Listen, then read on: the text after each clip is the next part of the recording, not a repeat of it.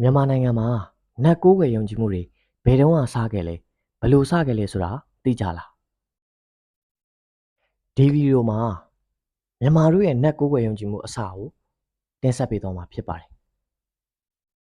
နတ်ကိုးကွယ်ယုံကြည်မှုဆိုတာကမ္ဘာဦးအစကာလတွေတည်းကရှိခဲ့တဲ့အစဉ်အလာတစ်ခုဖြစ်ပါတယ်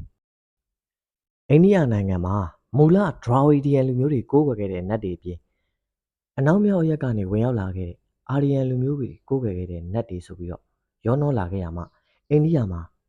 နတ်ကိုးကွယ်ယုံကြည်မှုကတန်ပေါင်းများစွာရှိလာခဲ့တာဖြစ်ပါတယ်။အိန္ဒိယရဲ့ထွန်းကားခဲ့တဲ့ဝေဒခေတ်လေးခေတ်မှာရစ်ပူဇော်ခဲ့တဲ့ခေတ်ကကမ္ဘာအနှံ့ကိုပြန့်နှံ့ခဲ့ပြီးတော့နတ်ကိုးကွယ်မှုနဲ့ရစ်ပူဇော်မှုတွေကမ္ဘာနိုင်ငံအသီးသီးမှာပေါ်ပေါက်လာခဲ့တာဖြစ်ပါတယ်။အဲ့ဒီလိုပဲမြန်မာနိုင်ငံမှာနတ်ကိုးကွယ်မှုအစဉ်လာဆိုတာက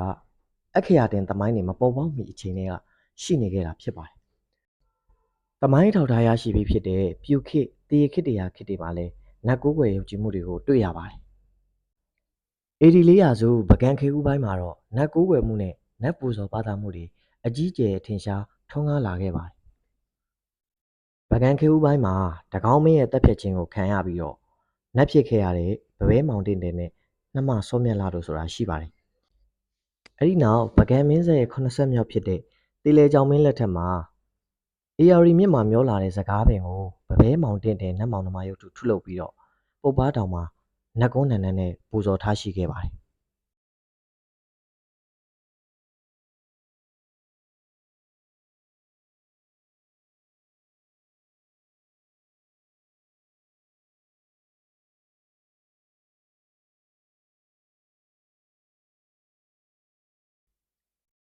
အဲ့ဒီလိုပူဇော်ထားရှိပြီးတဲ့နောက်မှာရှင်ဘုရင်ကအစထားပြီးတော့မုံမဲ့ပြည်သူအလုံးကတစ်နှစ်ကိုတစ်ကြိမ်နတ်ပူဇော်ပွဲကိုအကြီးအကျယ်ဆင်နွှဲကျင်းပလေရှိပါတယ်အဲ့ဒီချိန်ကစပြီးတော့နတ်ပူဇော်ပွဲတွေစတင်ပေါ်ပေါက်လာခဲ့တာဖြစ်ပါတယ်ပကံခေတ်မှာပဲအနော်ရထာမင်းကြီးလက်ထက်မှာအမှုရန်ပေါ်ရော်လို့အသက်ခံခဲ့ရတဲ့ရွှေပြင်းညီနောင်ဆိုတာရှိကြပါတယ်အဲ့ဒီရွှေပြင်းညီနောင်တို့နတ်ဖြစ်ကြရမှာနေရာပိုင်စားတောင်းတဲ့အခါမှာအနော်ရထာမင်းမြတ်ကတောင်ပြုံးအရက်မှာနတ်ကုန်းနန်းပေးပြီးတော့ပွဲတော်ကျင်းပစေခဲ့ပါတယ်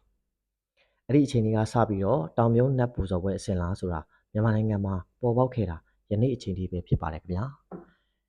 အခုလိုစိတ်ဝင်စားစရာကောင်းတဲ့အကြောင်းအရာတွေကိုအစင်မပြတ်နားဆင်နိုင်မှုကျွန်တော်ရဲ့ The Roman Hack ခရီးသွားဆိုတဲ့အကောင့်လေးကိုအပေါင်းလေးနှိပ်အသေးလေးပေး comment လေးရေးခဲ့ဖို့မေတ္တာရက်ခံပါတယ်ခင်ဗျာ